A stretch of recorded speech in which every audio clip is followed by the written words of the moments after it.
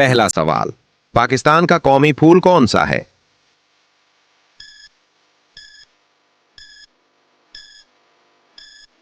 सही जवाब चंदबिली।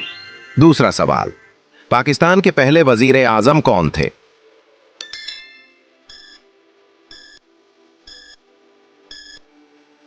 सही जवाब लियाकत अली खान। तीसरा सवाल, पाकिस्तान में सबसे लंबा दरिया कौन सा है?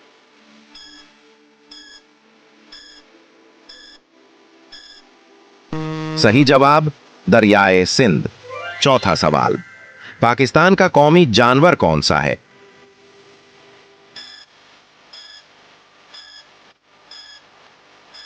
सही जवाब मारखोर। पांचवा सवाल, पाकिस्तान में सबसे ज्यादा बोली जाने वाली जबान कौन सी है?